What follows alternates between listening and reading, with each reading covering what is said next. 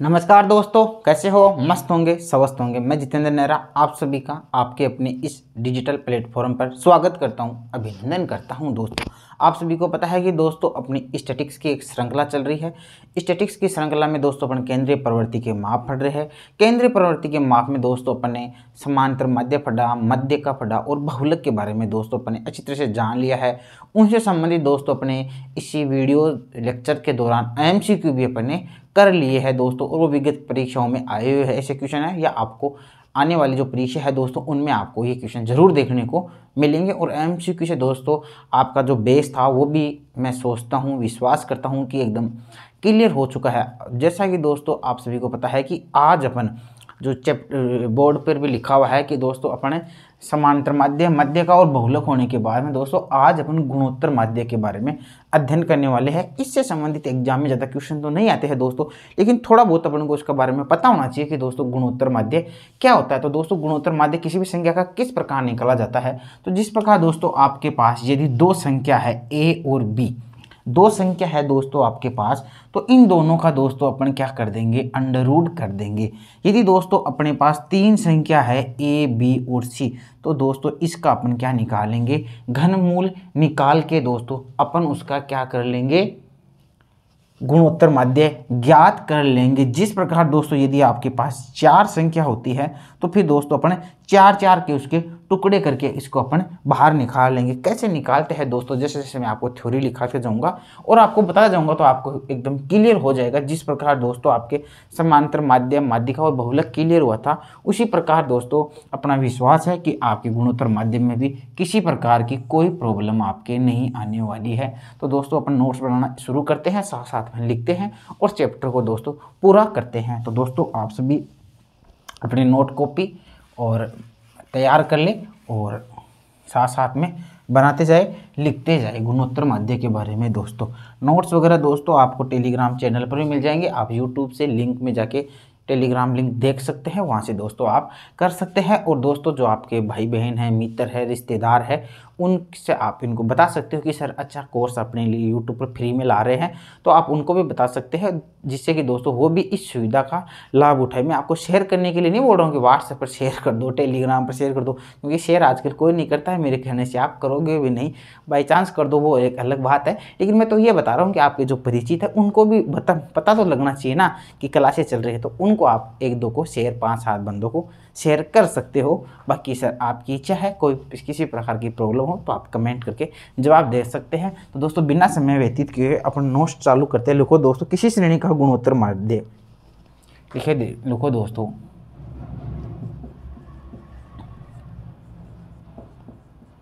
किसी श्रेणी का गुणोत्तर माध्य, किसी श्रेणी का गुणोत्तर माध्य उस श्रेणी के, किसी श्रेणी का गुणोत्तर माध्य उस श्रेणी के सभी मूल्यों, किसी श्रेणी का गुणोत्तर माध्य उस श्रेणी के सभी मूल्यों का, उस श्रेणी के सभी मूल्यों का गुणनफल का वह रूट होता है। गुणनफल का वह रूट, अंडर रूट नहीं होता है क्या दोस्तों, रूट यानी मूल लिख सकते हैं, इसको हिंदी में समझ में नहीं आएगा आपके, रूट होता है जितनी उस श्रेणी में इकाइयां है। अभी बता दूंगा, मैंने आपको बता दिया है,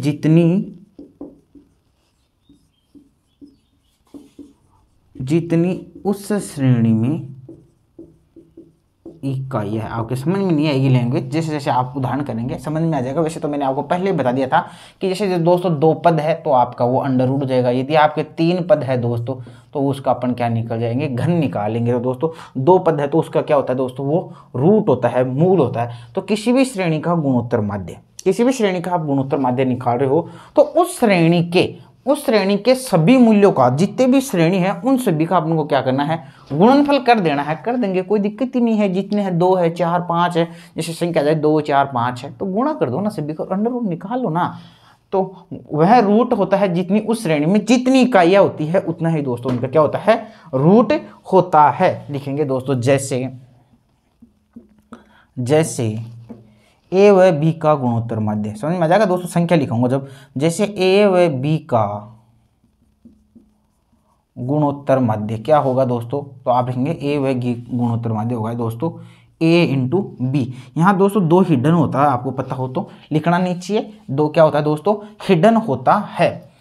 तो दो हिडन होता है, लिखते नहीं है। जैसे जिस प्रकार संख्या दो होती है तो दोस्तों इसके पहले प्लस लगा हुआ था तो अपन कभी लिखते नहीं है दोस्तों। ए को लिखेंगे ए बी सी या एक्स वाई जेड कुछ भी लिख सकते हैं दोस्तों। ए व बी व सी का गुणोत्तर माध्य। और दोस्तों गुणोत्तर माध्य क्या होता है, ज्योमेट्रिक मीन पहले मैंने आपको लिख दिया है जीएम। तो दोस्तों क्या हो जाएगा, जितनी संख्या है दोस्तों उनको मल्टीप्लाई कर दो, उनको गुणा कर दो। भाई ये तो लिख रखा है किसी श्रेणी का गुणोत्तर माध्य उस श्रेणी के सभी मूल्यों का क्या होता है, गुणनफल होता है। तो दोस्तों आपके पास तीन पत्ते ए बी सी, लेकिन दोस्तों इसका रूट लगा दो और 3 बार इसको निकालना है। 3 बार क्या होता है ये भी दोस्तों मैं बताऊंगा। वैसे दोस्तों ये हल हो सकता है, जैसे यहाँ 2 लिखा हुआ है तो 2/1 है, तो दोस्तों ये ऐसे हो जाता है ए बी गुणा 1/2। ये दोस्तों ए बी सी है तो ये हो जाता है ए बी सी बराबर 1/3।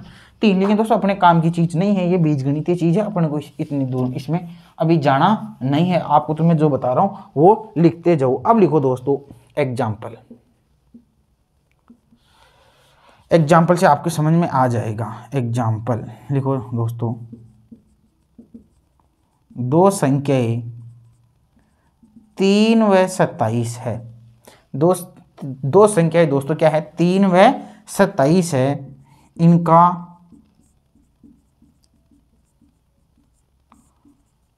इनका गुणोत्तर माध्य ज्ञात करो, इनका गुणोत्तर माध्य ज्ञात करो। तो दोस्तों आप यहाँ इसके सामने लिख लो हल या सॉल्यूशन। देखो दोस्तों दो संख्याएं 3 व 27 है। दो संख्याएं क्या है, एक तो 3 है और 27 है, तो इनका गुणोत्तर माध्य क्या करो। मैंने क्या कहा था, आप यदि ज्योमेट्री मीन निकाल रहे हो तो जितनी भी संख्या है दोस्तों उनको गुणा कर दो। दो संख्या है तो दोस्तों इसके अंडर रूट लगा दो। अब क्या करोगे दोस्तों, देखो 87 81 अंडर रूट 81, अब 81 को सर्च करते हैं तो क्या आता है दोस्तों 9 बाहर आता है। ये तो अब गणित की चीज़ें ये थोड़ी बताऊंगा। यदि 81 है तो दोस्तों 81 को मैं क्या लिख सकता हूँ, 9 गुणा 9। तो दोस्तों अंडर रूट से एक चीज़ क्या आ जाएगी, बाहर आ जाएगी, तो क्या हो जाएगा 9 हो जाएगा। समझ में आ गई बात आपको। इसके हल के बहुत तरीके हैं दोस्तों करने को। तो जैसे 9 × 9 तो दोस्तों इसको मैं क्या लिख सकता हूँ, 9 स्क्वायर लिख सकता हूँ। फिर ये 9 स्क्वायर दोस्तों इसके अंडर रूट में है, यहाँ मैंने बताया था 2 है तो ये बाहर जाके क्या हो जाएगा 9 का स्क्वायर गुणा 1/2 हो जाएगा। 2 से 2 कट जाएगा तो कितने आंसर आ जाएंगे, 9 आंसर आ जाएंगे। ये दोस्तों मैथ्स की बात हो जाएगी, ज़्यादा मैं मैथ्स में चला जाऊँगा तो मेरी ये बात आप समझ गए होंगे। अब दोस्तों दो संख्या था तो दो संख्या को गुणा कर दिया, अंडर रूट लगा दिया और इसका गुणोत्तर माध्य कितना आ गया, 3 व 27 का 9 आ गया है। नेक्स्ट क्वेश्चन लिखेंगे दोस्तों आप 20 30 45। तीन संख्या 20 30 व 45 का गुणोत्तर माध्य ज्ञात करो। तो दोस्तों क्या कैसे करेंगे, ये आपके पास क्वेश्चन था, ये आपका सॉल्यूशन। दोस्तों जितनी संख्याएं है गुणोत्तर माध्य निकालने की, जितनी संख्या है उनको क्या कर दो, मल्टीप्लाई कर दो सर 20 गुणा 30 गुणा 45 और दोस्तों इसके अंडर रूट लगा दो। अब अंडर रूट कौन सा लगाना है, यहाँ पर 3 संख्या है तो दोस्तों 3 आएगा। यहाँ पर क्या आएगा, 3 आएगा। मतलब जोड़े दोस्तों, जैसे दोस्तों जोड़े 2 थे ना, 9 × 9 9 नाम 21, तो एक जोड़ा बाहर निकाल लिया। तो दोस्तों यहाँ पर 3 है, इसका मतलब 3 के जोड़े बढ़ेंगे। एक जोड़े को अपन दोस्तों क्या कर लेंगे, बाहर निकाल लेंगे। सर समझे नहीं, अभी समझ जाओगे। ये 3 अंदर आ जाएगा। अब देखो जोड़े बनाएंगे दोस्तों, पहले तो अपन इसके क्या बनाएंगे, जोड़े बना लेते हैं क्या दोस्तों, इनको अपन गुणा कर लेते हैं। एक बार गुणा करो, देखिए देखो 45 को दोस्तों 2 से गुणा करो, 45 दूना कितना हो गया, 45 दूना 90 और 9 27 हो गया दोस्तों, 27,000 हो गया मेरे हिसाब से। कैसे समझा नहीं सर, देखो 45 दूना 90, 45 दूना इसको गुणा 45 दूना 90 और एक बिंदु आ गई 900, 900 को 30 से गुणा किया 9 27, 3 बिंदु आपके पास निकल के आ गई। सर हमारे ये समझ में आ गया। दोस्तों इसको अपन क्या लिख सकते हैं, 3 27,000 को दोस्तों अपन क्या लिख सकते हैं बताओ। क्या मैं ये लिख सकता हूँ क्या 10 गुण, ये इसको ये भी लिख सकते हैं ना, या ये हो सकता है क्या 27 × 1000। भाई 27 × 1000 तो 27,000 ही तो आ रहा है। अब दोस्तों देखो 1000 कैसे आता है, 10 × 10 × 10 कर दूँ क्या मैं, 10 × 10 × 10 तो 10 दूनी 100 को 10 से गुणा किया तो 1000 आ गया। और 27 को क्या लिख सकता हूँ दोस्तों, 3 × 3 × 3 लिख दूँ क्या कैसे 3 3 9 29 27। मेरा कहने का मतलब मैं इनका इस प्रकार के टुकड़े करूंगा कि दोस्तों इन 3 में से एक चीज मैं बाहर निकालूं, वो मेरा गुणोत्तर माध्य होता है। तो दोस्तों 10 10 10 3 जगह है तो एक 10 में बाहर निकालूं, 3 3 3 एक एक बाहर निकालूं तो दोस्तों 10 × 3 तो मेरा कितना आंसर आ गया, 30 आंसर आ गया। तो दोस्तों मेरे पद था 20 30 45 का गुणोत्तर माध्य कितना आ जाएगा, 30 आ जाएगा। किसी को कोई दिक्कत है क्या? गुणोत्तर माध्य की दोस्तों एक विशेषता और होती है, मैं अभी बता देता हूँ आपको, यहीं पर बता देता हूँ, आगे फिर टाइम नहीं लगेगा। देखो दोस्तों गुणोत्तर माध्य यदि आपके पास ये 20 30 45 जो संख्या आ रही है ना, इनका गुणनफल कर लो, इनका गुणनफल कर लो और जो आंसर आ रहा है ना इसका 30 है ना, तो इसको 3 बार लिख लो, आंसर बराबर आएगा। कैसे सर, हम समझे नहीं। भाई साहब 20 × 30 × 45 कितना आया था, 27 आया था ना, और आपके पास उत्तर कितना आया, 30 आया ना। 30 को 3 बार लिख दो दोस्तों, 30 × 30 × 30, 3 3 9 9 3 27। तो दोस्तों कितना आ गया, वो ही 27 आ रहा है। मेरा कहने का मतलब है जो आपका आंसर आता है दोस्तों उसको भी उसी संख्या को जितनी बार वो संख्या है 3 बार तो 3 बार गुणा कर दो, 4 बार तो 4 बार गुणा कर दो, तो दोस्तों वही आंसर आएगा। सर हम समझे नहीं, समझने की कुछ बात नहीं है। इनका यदि आप वो निकालते हो, जैसे दोस्तों 3 और 27 का क्या निकला था गुणोत्तर माध्य, कितना आया था, 9 आया था, 9 आया था ना। इस 9 को गुणा कर दो कितनी बार, जितनी उसमें संख्या है, 2 संख्या है ना, तो 9 × 9 कितना आ गया, 81। दोस्तों इनको गुणा कर लो, ये भी 81 आएगा, 27 81 27 है। सर ये क्यों बता रहे हो, मैं इसलिए बता रहा हूँ दोस्तों, यदि मान लो आपके पास ये प्रश्न आ जाए 20 30 45, आपके पास संख्या आ जाए 20 30 व एक संख्या x है, मान लो 20 30 वह एक संख्या आपको नहीं दे रखी है, और दोस्तों इन तीनों संख्याओं का आपको ये बोल दे कि इसका गुणोत्तर माध्य कितना है, 30 है, तो दोस्तों वह संख्या ज्ञात करो। तो दोस्तों इस प्रकार कैसे ज्ञात करेंगे, तो आपको पता है कि सर गुणोत्तर माध्य में इस संख्या को जितनी संख्या उतनी बार गुणा कर दो, और दोस्तों इन संख्याओं को गुणा कर दो, इनका गुणनफल और इसको 3 बार गुणनफल कर दो, वो क्या होता है, बराबर होता है। कैसे सर, समझे नहीं? समझे क्या नहीं, इसको गुणा कर दो 20 × 30 × x, ये गुणनफल जितना आएगा, ये जितना इसका गुणोत्तर माध्य है इसका 3 बार लिख दो। यदि संख्या 2 बार है तो 2 बार लिख दो, तो 3 बार लिख दी दोस्तों आपने। अब देखो दोस्तों x की वैल्यू पर निकालेंगे, x बराबर ये क्या होगा दोस्तों, ये संख्या यहाँ गुणा हो रही है तो यहाँ की क्या हो जाएगी, भाग हो जाएगी, 20 × 30। अब देखना आप 30 से 30 गया ना, और 2 से ये 0 से 0 गया, 2 का भाग 30 में दो 15, और 15 को 3 से गुणा किया तो कितना है दोस्तों 45 आया। वह संख्या x बराबर कितनी आ गई, 45। देखो दोस्तों मैंने ये संख्या गायब कर दी थी और ये रही वो 45। समझ गए क्या, नहीं समझे? अरे भाई कुछ नहीं है, जितनी ये संख्या है इनका जो गुणोत्तर माध्य आएगा ना उसको उतनी बार गुणा कर दो। 20 30 45 है, इनका गुणोत्तर माध्य कितना है, 30 है, तो उसको भी तीन संख्या है तो 3 बार गुणा कर दो, तो दोस्तों ये दोनों क्या आएंगे, बराबर आ जाएंगे। इसका मतलब आपको यदि एक संख्या एग्जाम में नहीं देना और गुणोत्तर माध्य दे दे, तो 3 संख्या है तो उस गुणोत्तर माध्य को 3 बार गुणा कर दो, 1 2 3, और उसकी वैल्यू इस प्रकार निकालो। दोस्तों ये सारे आप उतार लो।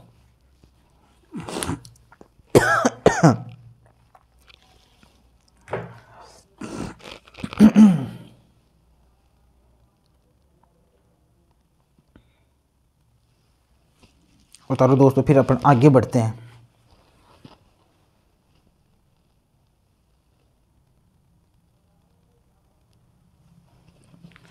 उतार लिया होगा दोस्तों, फिर अपने को सिलेबस भी कराना है आपका पूरा, ये हो गया हो तो फिर अपन आगे बढ़े।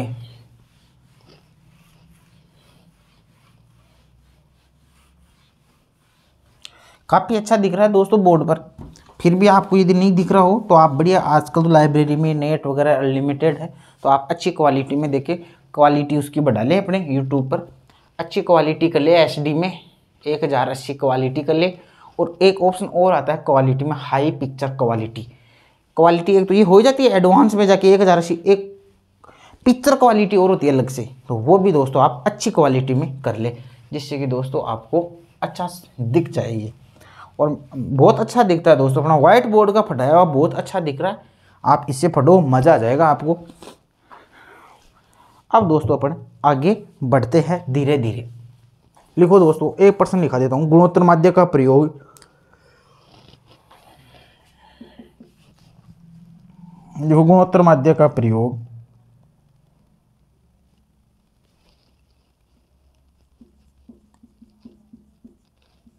गुणोत्तर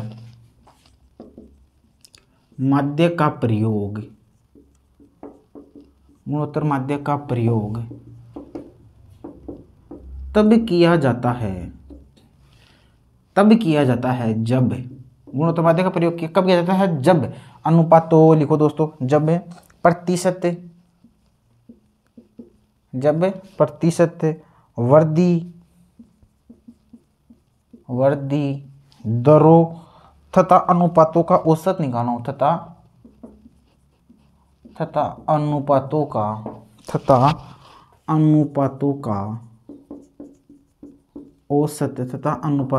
औसत निकालना हो। कब किया जाता है दोस्तों गुणोत्तर माध्य का प्रयोग? तब किया जाता है जब प्रतिशत वृद्धि दरों तथा अनुपातों का औसत निकालना हो। मैंने दोस्तों आपको भारी समांतर माध्य बताया था, लेकिन दोस्तों दोनों ऑप्शन आ जाए तो दोस्तों आपको गुणोत्तर माध्य के साथ जाना है। ठीक है दोस्तों, एक नोट और लिख लो, ऐसे कोई मिल गया था मेरे को, लेवल तो हाई है। चार्लियर जांच का प्रयोग लिखो, चार्लियर जांच का प्रयोग होता है। ये क्यों क्वेश्चन है, चार्लियर जांच का प्रयोग होता है, तो दोस्तों आप इसका आंसर लिख लेंगे समानांतर माध्य में। काफी डेप्थ है, आपको उसमें नहीं जाना है, एग्जाम में आया हुआ क्वेश्चन है, आ सकता है दोस्तों, तो आप इस चीज को भी उतार ले। अब लिखिए दोस्तों गुणोत्तर माध्य की विशेषताएं।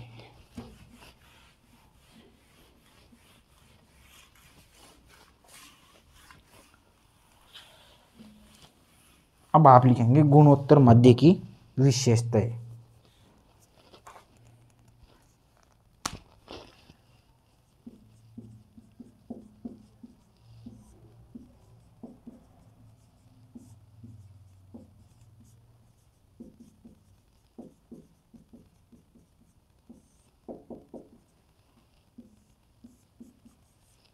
गुणोत्तर माध्य की विशेषता दोस्तों, जैसे विशेषता लिखते जाएंगे साथ साथ ही समझा दूंगा, इसलिए आपका टाइम पास भी नहीं होगा और मेरा भी टाइम पास नहीं होगा ना, और टाइम वेस्ट भी नहीं होगा दोस्तों। हम टाइम पास के लिए नहीं आए अन्य यूट्यूबर्स की तरह, कहीं को मैंने बहुत देखा बहुत टाइम पास करते हैं दोस्तों ना।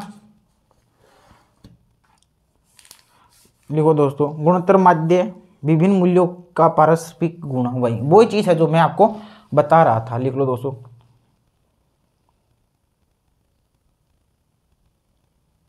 चलो इसका तो आप दोस्तों लिख ले, इसका तो रहने देते हैं यार, लिखाऊं मैं ज़्यादा हो जाएगा दोस्तों। लिखो दोस्तों गुणोत्तर माध्य विभिन्न मूल्यों के हो, लिख लो फिर, चलो गुणोत्तर माध्य, गुणोत्तर माध्य के विभिन्न मूल्यों का गुणनफल वही होता है जो, अभी बता दिया था ना, तो गुणोत्तर माध्य के अपन निकालते हैं तो गुणोत्तर माध्य के जो विभिन्न मूल्यों का गुणनफल वही होता है जो गुणोत्तर माध्य होता है, जितनी उस संख्याओं को मल्टीप्लाई कर दिया जाए। तो दोस्तों आप लिखना गुणोत्तर माध्य के विभिन्न मूल्यों का गुणनफल वही होता है जो प्रत्येक मूल्य के स्थान पर जो प्रत्येक मूल्य के स्थान पर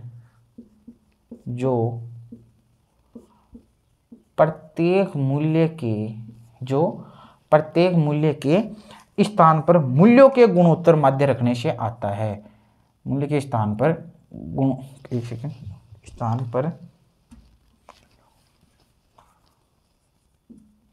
मूल्यों के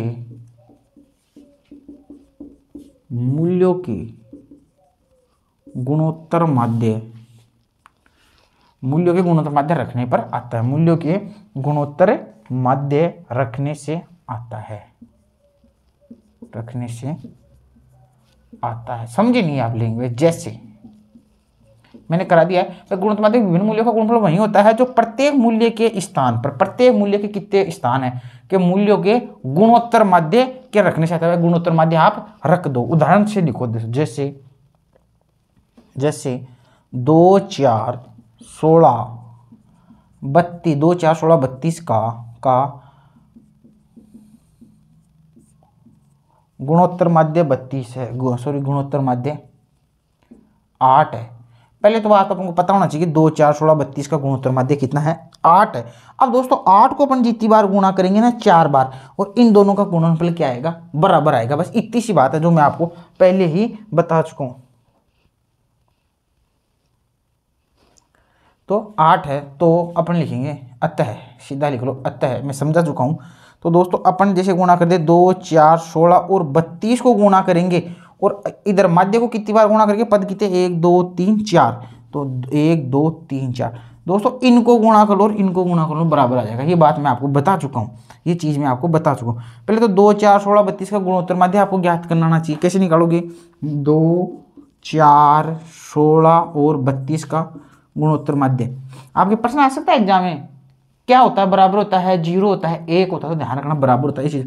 देखो दोस्तों, करो 2, 4 का करो 2 × 2, 16 का करो क्या होगा दोस्तों 2 दूनी 4, 4 दूनी 8 दूनी 16, 32 का करो 2 दूनी 4, 4 दूनी 8 दूनी 16 दूनी 32। दोस्तों टुकड़े कितने के होंगे? संख्या 4 थी ना, 2, 4, 16, 4 4 के टुकड़े निकालो, 1, 2, 3, 4, 1, 2, 3, 4, 1, 2, 3, 4, तो निकल गया 1, 2, 2, 2, तो 2 दूनी 4, 4 दूनी 8, ये आ गया 8 इसका गुणोत्तर माध्य। ध्यान रखना अपन 4 में से 2 बाहर निकाले इसलिए अंडर रूट हट चुका है, ध्यान रखना। तो दोस्तों इनको गुणा कर लो। देखो 8 अंटे 64 और ये भी 8 अंटे 64। देखो दोस्तों 64 को 64 से गुणा करो, 4 चौक 16, 4 चौक 16 हाथ की 6 चौक 24 1 25, 6 चौक 24 2 6 6 36 और 2 38, ये हो गया 6 5 4 9 8 2 10 1, ये आ गया दोस्तों 4096। तो दोस्तों इनका भी गुणा करोगे तो 4096 आएगा। देखना 4 दूनी 8, 4 दूनी 8 और 8 को गुणा करो 32 से दोस्तों, 8 दूनी 16 8 3 24 1 25, 256 को गुणा करो दोस्तों 16 से। देखो 6 6 36 हाथ की 3 25 6 150 और 3 153 और दोस्तों इसको गुणा कर दो 256। देखो दोस्तों 6 6 3 5 5 10 2 1 3 1 6, 4096, ये 4096। ओके, आप समझ गए होंगे, उतार लो।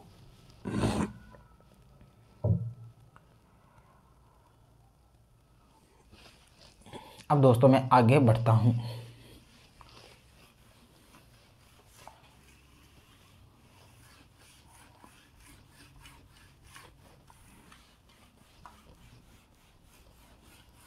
अब दोस्तों जैसे यही पद था, अब यही प्रश्न था, अब एक यही प्रश्न, इसको प्रश्न बना दे। एक और दूसरा प्रश्न है कि ये 2, 4, 16, 32 4 पद थे, इनमें एक पद अपन को नहीं देगा और गुणोत्तर माध्य 8 दे दिया, तो उस पद का वैल्यू ज्ञात करो, जैसे मैं आपको पहले बता चुका हूं। तो दोस्तों एक क्वेश्चन और लिख लो, आपकी प्रैक्टिस हो जाए दोस्तों। 4 पद मूल्यों का गुणोत्तर माध्य 8 है, 4 पदों का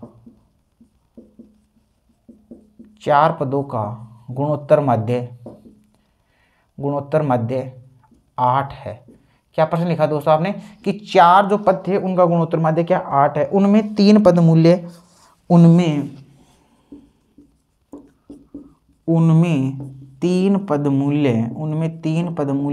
2 4 16 है। तो चौथा पद मूल्य ज्ञात करो। उनमें 3 पद है दोस्तों, क्या क्या है उनमें? 3 पद क्या है दोस्तों? 2 16 32 कर लो दोस्तों, चलो 4 छोड़ दो, चलो 2 4 16, ठीक है 2 4 16 है। तो चौथा पद मूल्य ज्ञात करो। तो दोस्तों आप इसका करेंगे सॉल्यूशन हल। क्या होता है दोस्तों, आप सभी को पता है, उनका गुणनफल इनका गुणनफल क्या होता है दोस्तों? बराबर होता है। तो उनका गुणनफल कर लो 2 × 4 × 16 × एक पद नहीं था x, और दोस्तों ये क्या है 8 है, इसको कितनी बार गुणा करो तो पद कितने हैं 4 है। तो दोस्तों इनका जो गुणोत्तर माध्य दोनों क्या होता है दोस्तों? बराबर होता है। अब दोस्तों आपको x की वैल्यू चाहिए, तो दोस्तों x के इधर कितना है 8 × 8 × 8 × 8 अपॉन 2 × 4 × 16। अब देखना दोस्तों इसको काट दो।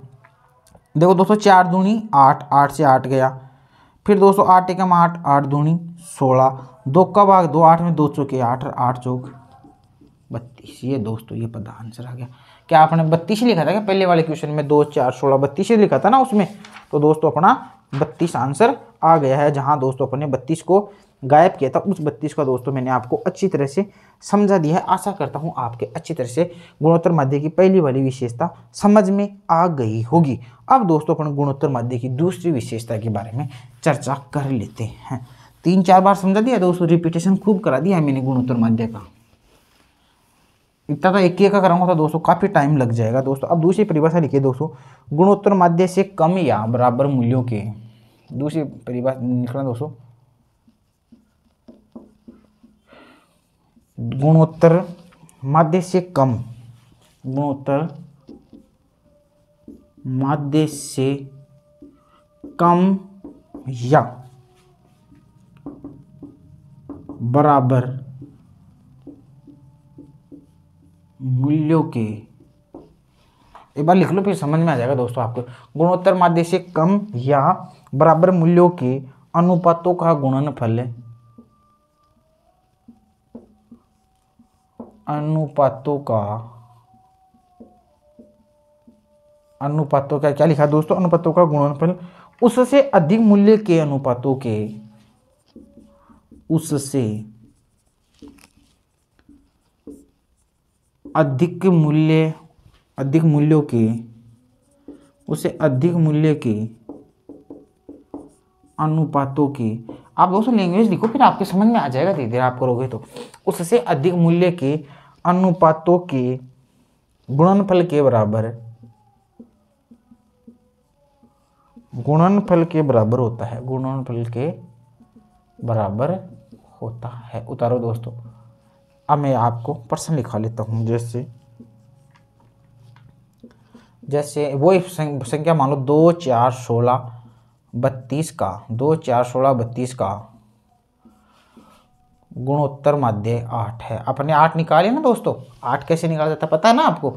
2 4 16 32 का दोस्तों क्या है, गुणोत्तर माध्य 8 है।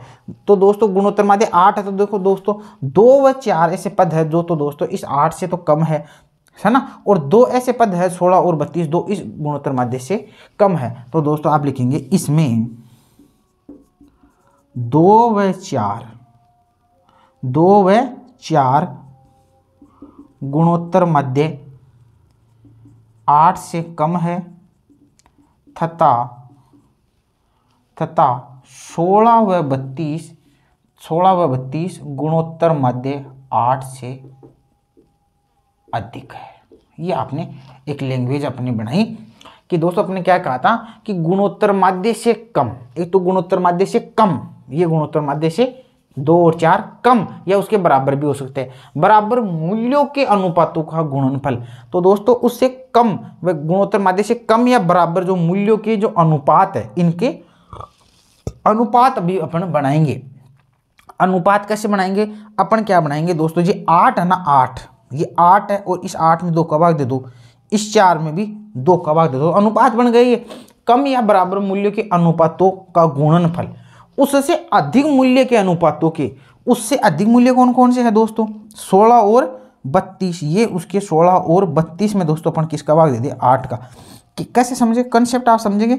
ये दोस्तों क्या थे, ये जो आपके दो आपके जो सॉरी ये क्या था 8 और 4, सॉरी 2 आपका गुणोत्तर माध्य 8 8 ही तो है, गुणोत्तर माध्य क्या था दोस्तों आपका 8 8।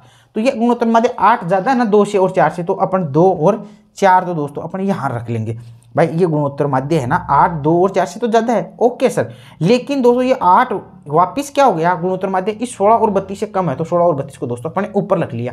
क्या आप वापिस समझा लैंग्वेज को कि गुणोत्तर माध्य से कम या बराबर मूल्यों, गुणोत्तर माध्य से बराबर या कम मूल्य, 2 और 4 क्या थे, कम मूल्य थे ना गुणोत्तर माध्य से के अनुपातों के, तो अपन लिखा अनुपातों का गुणनफल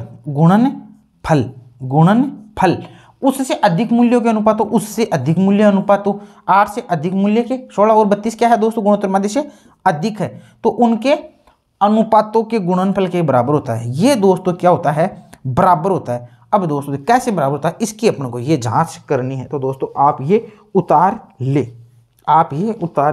फिर दोस्तों मैं आपको इसकी जांच करके बता देता हूँ। उतार लिया होगा। अब देखो दोस्तों अपन क्या करेंगे, 2 को 4 से गुणा करो, 4 दूनी 8, तो 8 से 8 तो कट गया, इधर बच गया मेरे पास 8, इधर मेरे पास बच गया दोस्तों 8 को 2 8 दूनी 16 और इसका हो गया 8 चौक 32, 4 दूनी 8, ये लो दोस्तों ये बराबर होता है। उतार लो।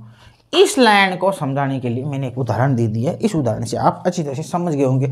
सिर्फ क्यों समझा रहे हो, कोई माथापच्ची हो रही है, समझ में नहीं आ रहा, समझ में क्या नहीं आ रहा, अब बताऊंगा मैं इससे निष्कर्ष क्या निकल के आता है। दोस्तों मेरी बात बताओ, ये 8 क्या था आपका, 8 क्या था आपको, सिर्फ गुणोत्तर माध्य था, तो ये दोस्तों 8 था ज्योमेट्रिक मीन, ओके। अपॉन आपने क्या लिखा दोस्तों, 2 क्या था आपका पद मूल्य था x, ये x पद मूल्य था, ये x पद मूल्य दोस्तों इस 8 से बड़ा था या छोटा, आपको से छोटा था, तो दोस्तों इसको या तो छोटा या बराबर लिख सकता हूँ। ओके सर हमारे समझ में आ गया। फिर दोस्तों आपने 8 क्या था, आपने सर ये भी गुणोत्तर माध्य था, इस समय दोस्तों आपने वापस एक पद था उसको गुणा किया और वो पद क्या था दोस्तों, छोटा था। कोई बात नहीं सर, फिर आपने क्या किया सर, फिर सर आपने 16 और 32 पद मूल्य लिए। इस बार पद मूल्य दोस्तों आपके क्या हो गए, ऊपर हो गए। तो दोस्तों यहाँ मैं आपका लेता हूँ पद मूल्य x, ओके। ये बटे में क्या लेता हूँ 8, और 8 क्या था, ज्योमेट्रिक मीन था। कोई बात नहीं सर, सम कर लेंगे।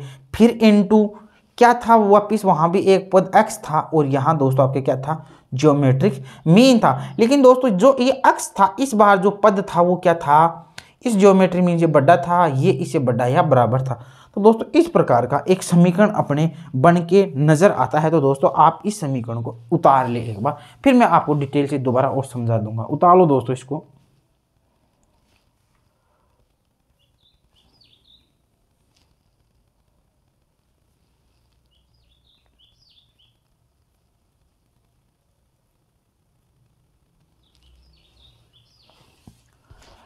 ये दोस्तों x बड़ा है इससे गुणोत्तर, तो आप ये बड़ा है जिस नहीं समझ में आओ तो यहाँ आप ये भी लिख सकते हो gm, ये बड़ा है gm। आप समझ गए होंगे अब कि ये x जो पद मूल्य था, अरे भाई ये कुछ नहीं है, ये मैंने यहाँ से उठाया, कुछ नहीं है, ये संख्या थी ना 8 2 8 4 16 32। तो 8 8 क्या था, गुणोत्तर माध्य था। 2 और 2 ये पद मूल्य थे, लेकिन दोस्तों ये क्या थे, छोटे थे, किससे, गुणोत्तर माध्य। तो यहाँ भी आप लिख सकते हो ज्योमेट्री मीन। फिर दोस्तों आपने x किया, x पद मूल्य था दोस्तों 16 और 32, थोड़ा दोनों ही बड़े थे ज्योमेट्री मीन से। और दोस्तों नीचे 8 8 क्या है, ज्योमेट्री मीन है।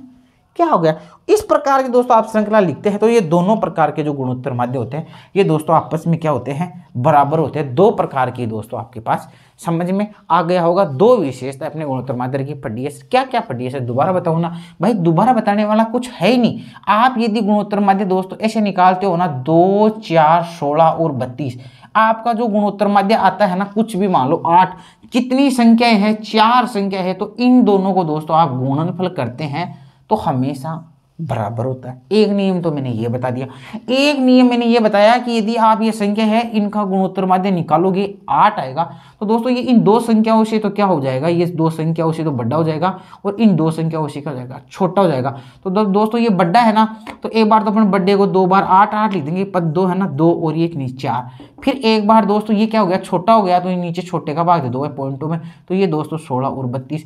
इस चीज को ही दोस्तों मैंने ये ज्योमेट्रिक मीन वाला ये सूत्र लगा दिया। बस एग्जाम में दोस्तों आपके ऐसा क्वेश्चन आ सकता है और प्रश्न कहेगा निम्नलिखित में से सही है।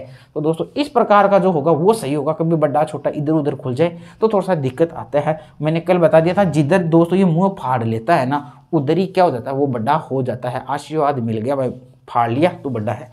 इस प्रकार दोस्तों आप इनका ध्यान रखा करो। जिधर फाड़ लिया, मैं कह दूं 8 और यहाँ 6, तो मुंह फाड़ लिया, इसका मतलब 8 तो बड़ा हो गया, 6 से छोटा हो गया। मैं कह दूं जैसे मान लो कि मेरे पास ये चीज़ है, एक तो मेरे पास ऐसा आदमी है, एक और एक आदमी ऐसा ही और, अब इसने ये दिखा दिया ये, तो इसका मतलब क्या हो गया दोस्तों, ये आदमी बड़ा हो गया, ये छोटा हो गया। चाहे दोस्तों इसका नाम बी हो और चाहे ए हो, चाहे इसका नाम राम हो और इसका नाम श्याम हो, तो दोस्तों छोटा श्याम और मुंह फाड़ लिया वो राम। अब दोस्तों अपन आगे की ओर बढ़ते हैं।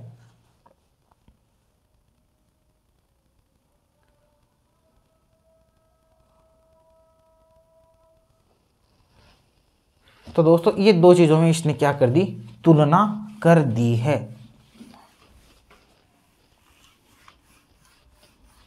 अब दोस्तों इससे आगे अपन बढ़ते हैं, लिखेंगे दोस्तों,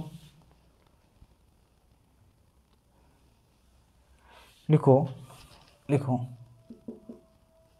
उपरोक्त गुण के कारण ही, उपरोक्त गुण के कारण ही, उपरोक्त गुण के कारण ही यह माध्य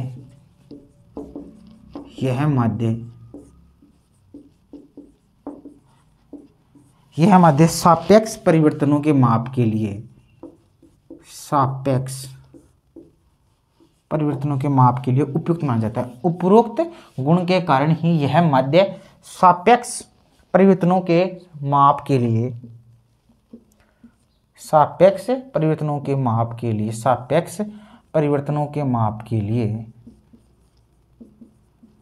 सर्वश्रेष्ठ माना जाता है। क्या माना जाता है दोस्तों, सर्वश्रेष्ठ माना जाता है। इसका सूचकांकों में भी बहुत उपयोग होता है, ये लिख लो। इसका मतलब इस माध्य का, इसलिए इसे लिख लो। चलो, इस माध्य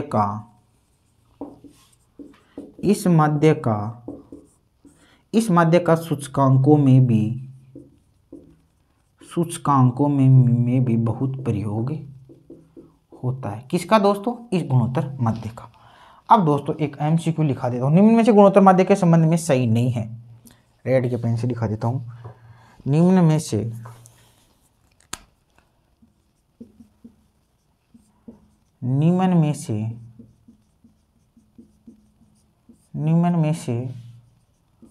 गुणोत्तर माध्य के संबंध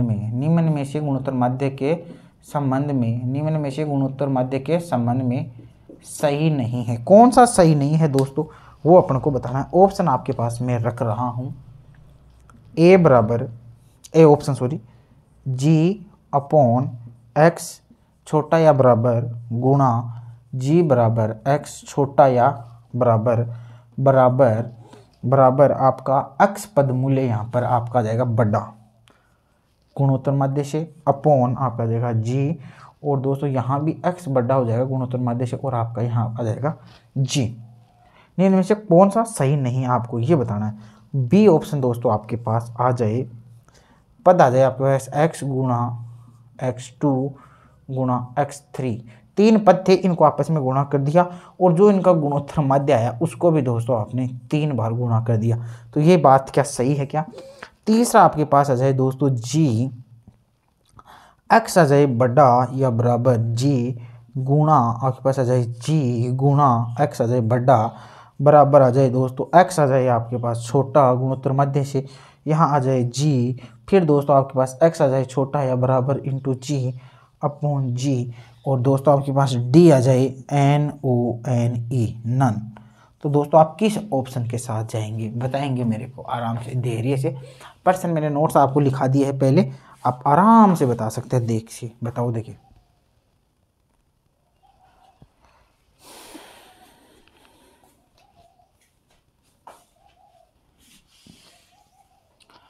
देखो दोस्तों, ये चीज़ तो मैंने बताई थी आपको। 3 संख्याएं है, उन गुणोत्तर माध्य तीनों का निकालो, और उस तीनों गुणोत्तर माध्य को आप यदि जो आ रहा है जितने ये पद है उतने इसको लिख लो, तो ये चीज़ दोस्तों आपकी एकदम करेक्ट हो जाएगी। आपने वैसे बिल्कुल आपने विशेषता में बताया था।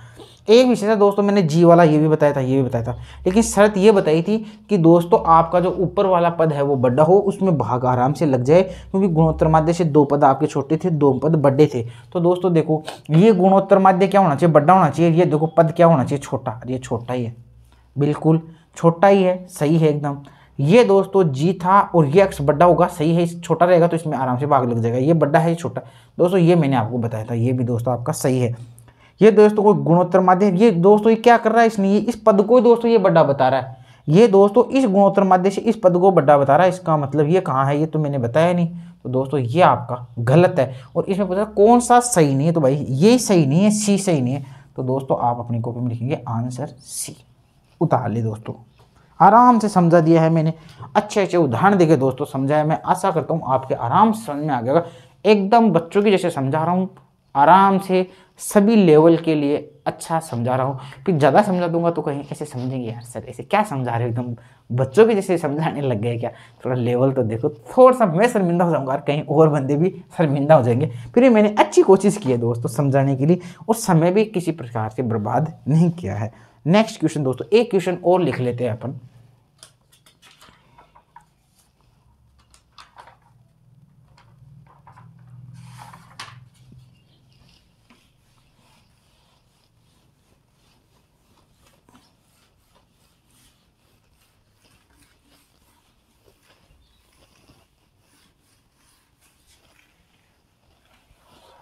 लिखो दोस्तों, 2 संख्याओं का समांतर माध्य 10 है।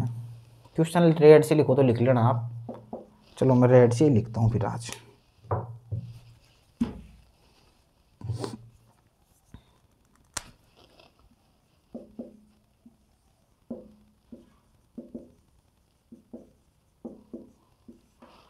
दो संख्याओं का समांतर माध्य, दो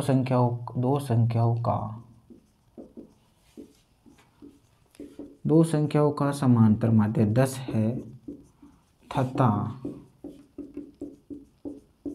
तथा गुणोत्तर मध्य 8 है तो वह संख्याएं होगी, तो दोस्तों वो संख्याएं क्या क्या होगी, वो संख्या अपन को बतानी है। तो दोस्तों आप इसका लिखेंगे ANS। क्या होगा? देखो दोस्तों अपन को दो संख्याएं पता नहीं, लेकिन अपन कैसे पता निकाल सकते हैं कि दो संख्याओं का समांतर माध्य इसने 10 दे दिया। तो मैं मान लूँ कि मेरे पास दो संख्याएं थी A और B, दो संख्याएं थी ना दो। समांतर माध्य कैसे निकालते हैं? मेरे पास दो संख्याएं थी तो मैं दोनों संख्याओं को जोड़ दूं, जीती संख्या उसका भाग दे दूं, इस प्रकार तो समांतर माध्य निकाला जाता है। तो दोस्तों मैं दो संख्या थी उन दोनों को जोड़ा और दो का भाग दिया, तो समांतर माध्य औसत होता है। औसत क्या होता है? राशियों का योग बटा राशियों की संख्या। राशि दो थी, योग कर दिया, अब राशियों की संख्या कितनी थी? दो थी। इनको मैंने हल करा तो मेरा मध्य कितना आया? 10 आया। तो दोस्तों आप सभी को पता 10 के नीचे 1 लिख दूँ तो दोस्तों इनको मैं वज्र गुणा कर दूँ, तो A प्लस B को 1 से गुणा करें तो दोस्तों A प्लस B आ जाएगा। 10 को 2 से गुणा करेंगे तो दोस्तों क्या आ जाएगा? 20 आएगा। मेरे पास निकल के क्या आया कि दो संख्याएं थी A और B, उन दोनों का योग कितना है? उनका योग कितना है? आप कहेंगे सर 20 है। और दो संख्याएं थी दोस्तों, उनका गुणोत्तर मध्य 8 था। कहने का मतलब दो संख्याएं वही A और B थी दोस्तों, उनको मैंने गुणा कर लिया। गुणा करते हैं ना अपन संख्याओं का, और गुणा करके दोस्तों अपन उनका गुणोत्तर मध्य निकालते हैं। ऐसे तो निकालते हैं भाई। अरे भाई मैंने कहा था कि आप जैसे मान लो 2 और 4 का गुणोत्तर माध्य निकालो, तो आपने क्या किया था? 2 को 4 को तो गुणा तो किया था, तो इन दोनों को गुणा कर लो। और इन दोनों को गुणा करने के बाद इस अंडर रूट से जो चीज़ बाहर निकल के आती है ना, वही तो गुणोत्तर माध्य है। तो वो दोस्तों आपका क्या था? 8 था। लेकिन ये दोनों चीज़ें बाहर निकले तब दोस्तों इन चीज़ों का अंडर रूट हटाने के लिए मैंने आपको बताया था भी भाई यदि 2 अंडर रूट के अंदर है दोस्तों, तो यहाँ 2 छिपा हुआ होता है, ये 2/1 मान लो, ऐसे 2/1 छिपा होता है, तो ये 2 है, इस 2 को ला रहा हूँ बाहर, तो दोस्तों अंडर रूट हटते ये 2/1 ना यहाँ जाके 1/2 हो जाता है। ओके, तो दोस्तों यहाँ भी मेरे पास क्या था? A और B। या दूसरी चीज़ दूसरा और है दोस्तों, यदि दोस्तों आप इसको हटा रहे हो ना AB को, और दोस्तों आपके पास एक संख्या और है 8, तो दोस्तों होता क्या है? अपन दोनों के मान लो स्क्वायर लगा दे, तो दोस्तों होता क्या है? स्क्वायर लगते ये अंडर रूट हट जाता है। गणित की बातें हैं दोस्तों, गणित पढ़ाने लग जाऊंगा, तो दोस्तों ये हट जाते हैं। तो दोस्तों इनका गुणोत्तर मध्य A और B को यदि मैं हटा दूं और इनका दोस्तों में अंडर रूट था, स्क्वायर कर दिया, तो मेरे पास क्या बच गया? A और B, क्योंकि अंडर रूट हट गया, 2 से अंडर रूट कट गया AB, लेकिन A और B था। लेकिन दोस्तों मेरा गुणोत्तर माध्य कितना था? 8 था। तो दोनों ही तरफ मैंने दोस्तों इनका क्या कर दिया? स्क्वायर कर दिया। नहीं इनको मैंने निकाल के लाया तो मेरे पास कितना आ गया? 8 आ गया। एवं मैं ये लाता हूँ डस्टर से, इसको साफ करता हूँ। 8 + y दोस्तों कितना था? ये आपका गुणोत्तर मध्य 8 निकल के आ गया। तो दोस्तों ये दोनों तरफ इसका स्क्वायर कर दिया, तो दोनों तरफ मैंने दोस्तों स्क्वायर किया, तो दोस्तों यहाँ मेरा स्क्वायर था 8 का, तो 8 का मैंने स्क्वायर कर दिया, तो 8 का स्क्वायर कितना आ गया? 64 आ गया। ये दोस्तों गणित की बातें हैं। जब गणित की प्रश्नावली चालू करूँ तो मैं आपको इनका एकदम डिटेल से बताऊँ, यहाँ मैं दोस्तों आपको डिटेल से बता नहीं सकता हूँ ज़्यादा। तो आप समझ गए होंगे दोस्तों कि A और B, अरे भाई साहब ये होता है, नियम होता है। देखो दोस्तों आपका यदि अंडर रूट है 2 है, ठीक है, और दोस्तों आपके इधर x है, तो अब अपन दोनों तरफ दोस्तों इनको स्क्वायर से गुणा करेंगे ना, तो दोस्तों क्या होता है? इसको मैं क्या लिख सकता हूँ? अंडर रूट 2 गुणा अंडर रूट 2 बराबर दोस्तों ये हो जाएगा मेरा x²। तो देखो अंडर रूट 2 को अंडर रूट 2 से गुणा करें तो अंडर रूट 4 आएगा, 4 का अंडर रूट कितना होता है? 2। तो दोस्तों इस प्रकार होता है x²। फिर मेरे को दोस्तों यदि x की वैल्यू रखनी है तो देखो ये स्क्वायर लग जाएगा, ये अंडर रूट 2। इस प्रकार दोस्तों ये रिवर्स ऐसे चलता रहता है सारा सिस्टम। तो दोस्तों इस प्रकार मैंने ये था A। अब देखो इसको मैं क्या बोल सकता हूँ? A B अंडर रूट लगा हुआ है, तो A का और B का गुणोत्तर मध्य, A और B का गुणोत्तर मध्य कितना था? 8 था, तो मैं यहाँ लिख दूंगा 8। अब जैसे मैं दोस्तों इसका ये ऊपर वाला हटाना चाहूँगा तो इसका स्क्वायर कर दूंगा, तो स्क्वायर करते दोस्तों ये चीज़ बाहर आ जाएगी, अंडर रूट चला जाएगा, फिर अंडर रूट चला जाएगा, तो मेरे पास A और B बाहर आ जाएगा और इसका स्क्वायर हो जाएगा 64, है ना। तो AB का दोस्तों इसका मतलब मेरे पास दो संख्याएं थी दोस्तों, मेरे पास दो संख्याएं थी AB, और दोस्तों उन दोनों का गुणनफल तो कितना था? 64 था, और दोस्तों उन संख्याओं का योग कितना था? 20 था। अब दोस्तों इस प्रकार अपने पास ये निकल के आ गया A, दो संख्या थी जिनका जोड़े तो दोस्तों 20 आ जाए, और दोस्तों उनको गुणा करें तो 64 आ जाए, वो संख्या दोस्तों कौन सी है? तो दोस्तों ऐसा क्वेश्चन आ जाए तो आप एग्जाम में ऑप्शन देख के भी कर सकते हैं। जैसे मैं ऐसे कर दूं क्या? जैसे मान लो A को मैं 16 मान लूँ और B को 4 मान लूँ, तो 16 और 4 कितना हो गया दोस्तों? 20, और 16 को 4 से गुणा कर दो, 16 चौक 64। तो दोस्तों वो संख्या क्या हो जाएगी? तो आप उत्तर लिख दे ANS वो संख्या 16 व 4 है। 16 व 4 है। यही तो क्वेश्चन था। दो संख्याओं का समांतर माध्य 10 है, तो वो संख्या दोस्तों क्या थी? 16 और 4 थी क्या? 16 और 4, तो उनका माध्य 10 कैसे हुआ दोस्तों? देखो दो संख्या 16 और 4 थे, तो इनको जोड़ लो। 2 का भाग 16 4, 20 में 2 का भाग दोस्तों कितना आ गया? 10 आ गया। वो संख्या 16 और उनका गुणोत्तर माध्य कितना? 8 था। तो दो संख्या दोस्तों आपके पास 16 और 4 है, तो उनका गुणोत्तर माध्य निकालो। करो गुणोत्तर माध्य। 16 को क्या लिख सकते? 4 गुणा 4 और 4 का 4, तो 3 टुकड़े बन के एक बाहर निकल जाएगा दोस्तों। सॉरी 3 है क्या?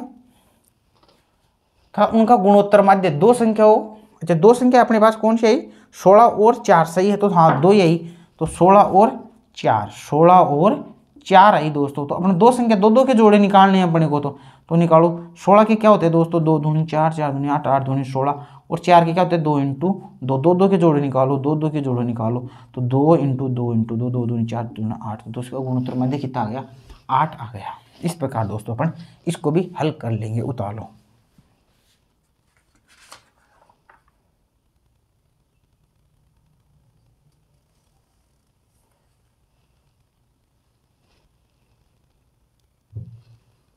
अब दोस्तों इसके आगे अपन थोड़ा सा और पढ़ लेते हैं। हरात्मक माध्य, व्यापारिक माध्य। वीडियो तो थोड़ा लंबा ही होने वाला है।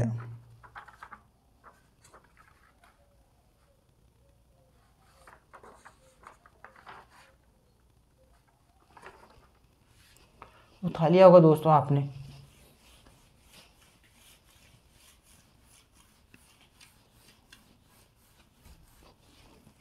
दोस्तों इस प्रकार अपना गुणोत्तर माध्य भी कंप्लीट हो चुका है। अपना गुणोत्तर माध्य भी कंप्लीट हो चुका है। अब अपन दोस्तों अध्ययन करने वाले हैं हरात्मक माध्य का।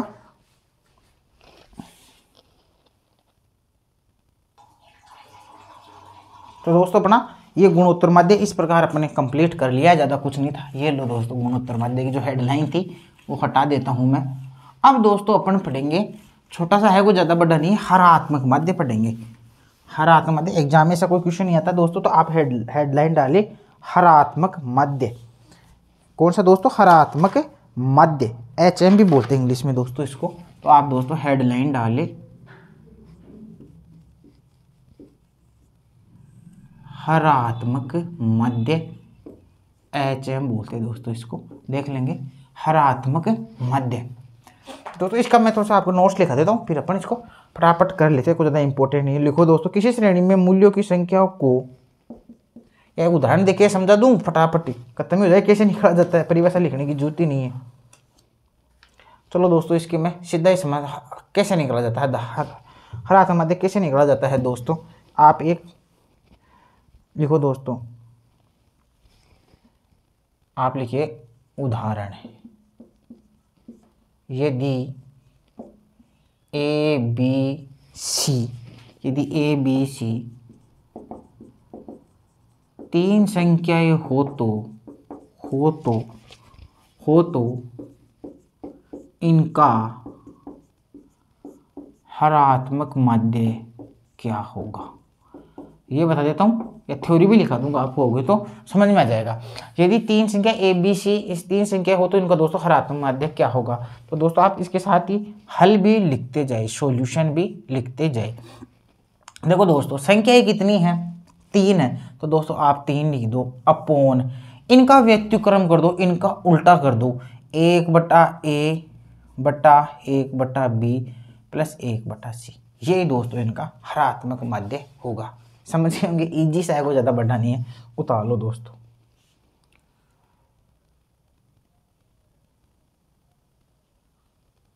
लिख लो दोस्तों। अब इसकी वो आप परिभाषा लिखो तो लिख लो, या ऊपर लिख लो, कहीं भी लिख लो। अब मैं समझा देता हूँ परिभाषा वालों, एग्जाम में आ जाए तो परीक्षा आने की संभावना नहीं है। लिखो दोस्तों, किसी श्रेणी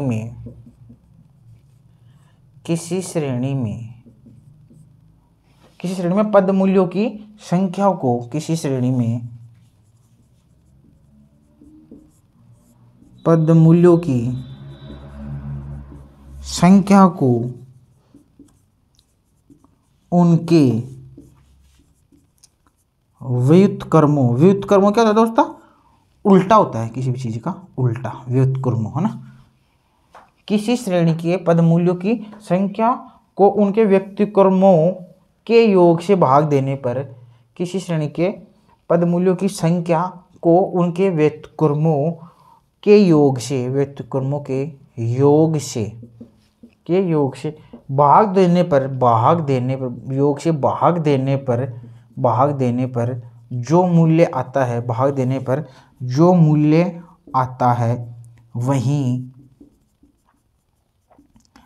वही हरात्मक माध्य होता है।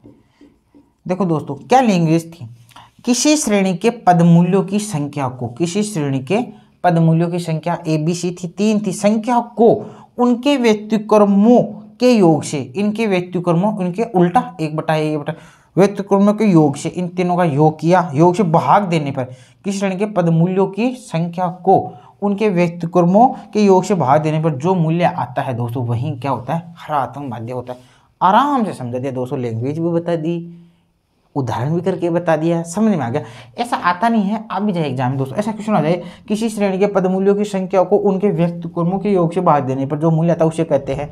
ऑप्शन में आपको मिल सकता है गुणोत्तर माध्य, समांतर माध्य, हरात्मक माध्य, चल माध्य। तो दोस्तों वो माध्य कौन सा होगा, इस प्रकार का जो संख्या वाला होगा दोस्तों वो कौन सा होगा, हरात्मक माध्य होगा। चल माध्य तो ऐसा नहीं होगा, चल माध्य भी दोस्तों थोड़ा ऐसा ही होता है। ये दोस्तों आपका हो गया। अब दोस्तों आगे अपन करते हैं नेक्स्ट।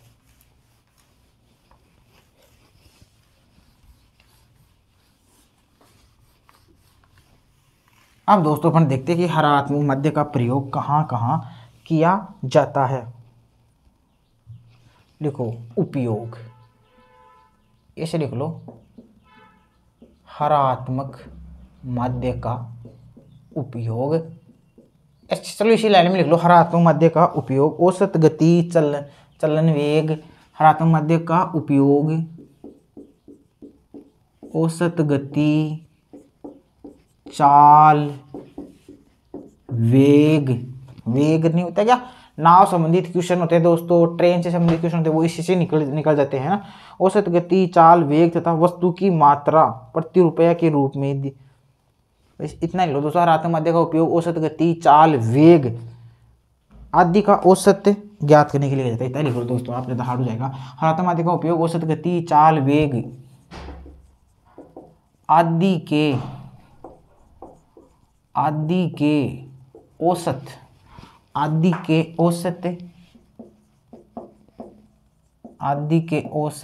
ज्ञात करने के लिए किया जाता है। तो दोस्तों हरात्मक माध्य का प्रयोग एग्जाम आ जाए, हरात्मक माध्य का प्रयोग कब किया जाता है, तो दोस्तों औसत गति, औसत चाल, औसत वेग आदि का औसत, है ना, चाल, वेग आदि के औसत ज्ञात करने के लिए निकाला जाता है। ठीक है दोस्तों, ये दोस्तों अपना हो गया। अब दोस्तों इसमें और भी थे उदाहरण, लेकिन अपन उदाहरण नहीं करेंगे। व्यापारिक माध्य दोस्तों अपन नहीं पढ़ने वाले हैं। व्यापारिक माध्य दोस्तों एक चल माध्य होता है, परगामी, उनको नहीं पढ़ेंगे। अब दोस्तों अपन समांतर माध्य, हरात्मक, गुणोत्तर माध्य और हरात्मक माध्यों में संबंध पढ़ने वाले हैं। तो दोस्तों आप सभी हेडलाइन लगा लेंगे, कौन कौन से माध्य में अपन दोस्तों अध्ययन करने वाले हैं, समांतर माध्य, गुणोत्तर माध्य और हरात्मक माध्य में संबंध। तो दोस्तों आप हेडलाइन लिख ले,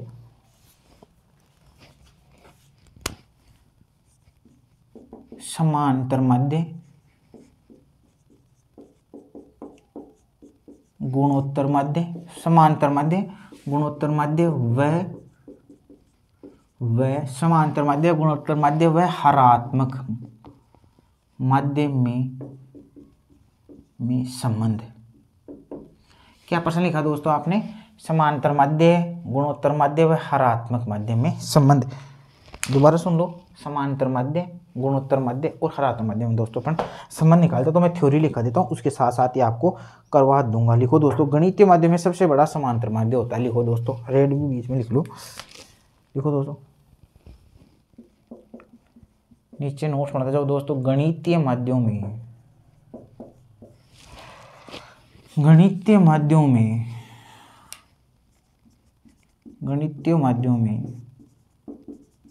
सबसे बड़ा माध्य समांतर माध्य होता है। कैसे होता है वो सारा अभी आ जाएगा दोस्तों आपके सामने, टेंशन मत करो। गणितीय माध्य में सबसे बड़ा कौन सा होता है? समांतर माध्य है, उसके बाद गुणोत्तर माध्य, आगे लिख लो नीचे, उसके बाद गुणोत्तर माध्य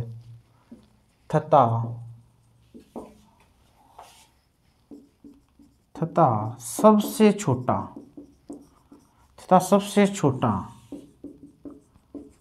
सबसे छोटा हरात्मक माध्य होता है।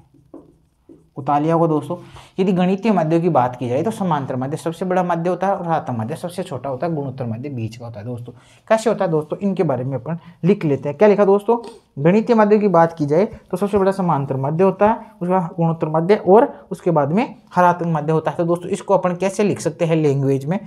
तो समांतर माध्य दोस्तों सबसे बड़ा होता है, फिर दोस्तों गुणोत्तर माध्य ज्योमेट्रिक मीन ये दोस्तों यहाँ होता है, और फिर दोस्तों सबसे छोटा होता है आपका हरात्मक माध्य HM। ये दोस्तों इस प्रकार आप बना लो, अच्छा क्वेश्चन है, इंपॉर्टेंट है। गणितीय माध्य में सबसे बड़ा माध्य समांतर माध्य होता है, उसके बाद गुणोत्तर माध्य सबसे छोटा हरात्मक माध्य होता है।